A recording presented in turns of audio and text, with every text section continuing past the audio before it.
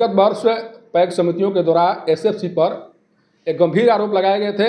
कहा गया था कि एसएफसी की लापरवाही के कारण पैक्स समितियों को भारी भरकम सूद की राशि को चुकानी पड़ी थी और जब इस तरह की स्थिति पिछली बार दिखाई पड़ी उसके बाद से तमाम तरह की बातें मीडिया से लेकर विभागों में सुनाई पड़ी, लेकिन इन बातों का कोई लाभ इस बार भी मिलता हुआ दिखाई नहीं पड़ रहा है। इस बार भी वो उसी तरह की स्थिति दिखाई पड़ रही है जिस तरह की स्थिति विगत साल दिखाई पड़ रही थी। कारण कि इस बार भी बैग नहीं होने का हवाला देकर कहीं न कहीं पैक्स समितियों को परेशान करने की कोशिश की जा रही है। पैक्स समितियों के द्वारा क्रय किए जाने के बाद चावल तैयार करके मिल में इंतजार किया जा रहा है कि कब बैग की आपूर्ति होगी, जिसके बाद वो अपने चावल का एसएफसी के गोदाम में पहुँचाने का कार्य किया जाए।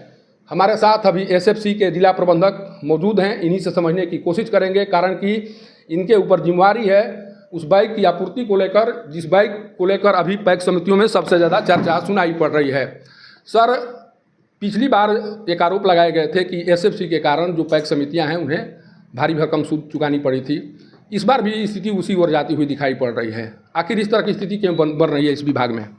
देखिए, गनी बेल्स का जो सप्लाई है हेडक्वार्टर के द्वारा इंडेंट किया जाता है और कनकोर कंपनी और सप्लाई की जिम्मेदारी दी गई हुई है विभाग के द्वारा, और कनकोर के द्वारा सही मात्रा में सही अनुपात से हम लोगों को बैग उपलब्ध नहीं कराया जा रहा है। चूँकि विगत उनका कहना था कि कुछ आंतरिक समस्याएं थी जिसके कारण जूट सप्लाई सही से नहीं हो पाया, प्रोडक्शन थोड़ा सा धीमा था, जिस कारण सप्लाई में प्रॉब्लम हो रहा है।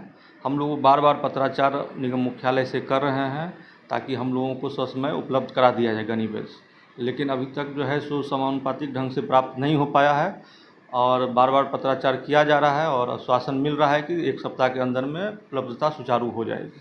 जब आपके द्वारा लगातार पत्राचार किए जाने के बाद भी कंपनी की ओर से कोई रिस्पांस नहीं दिया जा रहा है, तो आप कंपनी के विरुद्ध ब्लैक लिस्टेड करने के लिए कोई आग्रह आपके द्वारा किया गया कि नहीं, इस कंपनी के माध्यम से जो मेरा कार्य है वो नहीं हो पा रहा है, इसलिए इस कंपनी के कार्य को यहाँ से हटाकर किसी दूसरी कंपनी की जिम्मेवारी दी जाए? Doctor Sunil Kumar, MBBS PNCH Patna और MD मेडिसिन GMC हल्द्वानी से हूँ।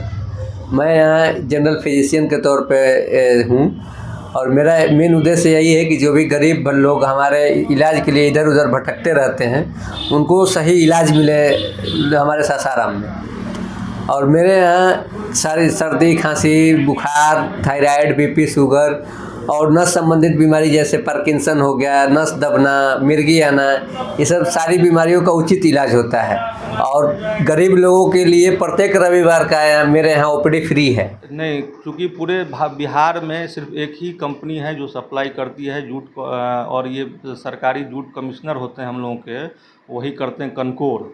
तो कनकोर के माध्यम से हम लोग पत्र लिख रहे हैं। अब ये तो निगम को डिसाइड करना, चूँकि वही उनके द्वारा चयन किया जाता है, तो वो लोग चयन करते हैं और एक ही कंपनी पूरे बिहार में सप्लाई कर रही है।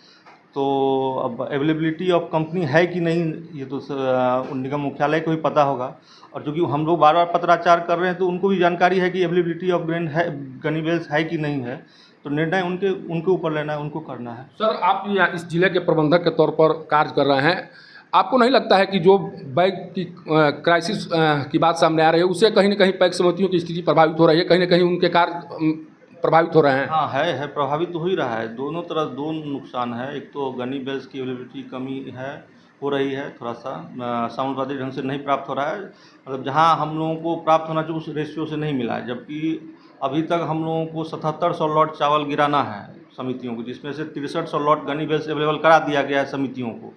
1400 लॉट अभी बचा हुआ है जिनका सप्लाई कनकोर के द्वारा कहा गया कि 1 सप्ताह 10 दिन के अंदर में कर दिया जाएगा, जिससे समितियों को समस्या नहीं होगी। लेकिन अभी फ़िलहाल 1-2 दिनों से वो सप्लाई बंद है, उनके द्वारा नहीं किया जा रहा है, लेकिन आज से फिर कहा गया है सुचारू ढंग होगा। और दूसरा है कि भुगतान की राशि भी अभी बहुत दिनों से पेंडिंग पड़ी हुई है, तो इसको लेके भी हम लोगों का पत्राचार किया गया है। विभाग के द्वारा कहा जा रहा है कि जल्द से जल्द भुगतान कर दिया जाए। सर, आपके विभाग के कारण अगर इस तरह की स्थिति दिखाई पड़ रही है तो पैक्स समितियों को राहत देने के लिए आपके द्वारा कोई अनुशंसा की जाएगी, कोई रिबेट देने की मांग की जाएगी विभाग से? ये तो निर्णय पॉलिसी डिसीजन है जो कि बड़े लोग ले सकते हैं, हम उसमें नहीं कुछ कर सकते, इसमें मेरा कुछ नहीं कहना। आप मानते हैं ना कि इस तरह की स्थिति प्रभावित कर रही है? प्रभाव थोड़ा बहुत है ही। अभी तो विभाग के बड़े लोग जो बड़े पदाधिकारी हैं वो लोग जान करेंगे सर। देखिए, ये जिला प्रबंधक हैं जो बेबस और लाचार दिखाई पड़ रहे हैं। इन्हें खुद समझ में नहीं आ रहा है कि हम पैक्स समितियों की समस्याओं को कैसे दूर कर सकें। कारण कि इनके कार्यालय में प्रत्येक दिन सैकड़ों पैक्स समिति के अध्यक्ष आते हैं, गुहार लगाते हैं, अपनी समस्या को बताते हैं, लेकिन समस्या का समाधान करने की गुंजाइश इनके पास नहीं है। कारण कि जिस विकलांग कंपनी को बैग की सप्लाई की जिम्मेदारी दी गई है, उसके द्वारा कुछ इस तरह का कार्य किया जा रहा है, जिस कार्य के कारण रोहतास जिले के जितने भी पैक्स समितियां हैं वो प्रभावित हो रही हैं। पिछली बार भी जो स्थिति दिखाई पड़ी थी उसी तरह की स्थिति इस बार भी दिखाई पड़ रही है।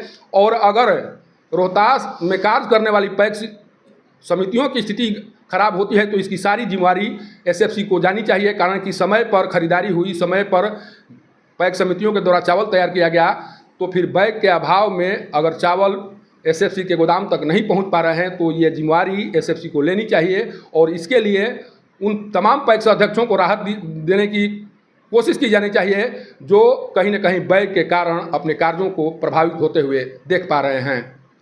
सासाराम से पब्लिक न्यूज़ के लिए सत्येंद्र चौबे की रिपोर्ट।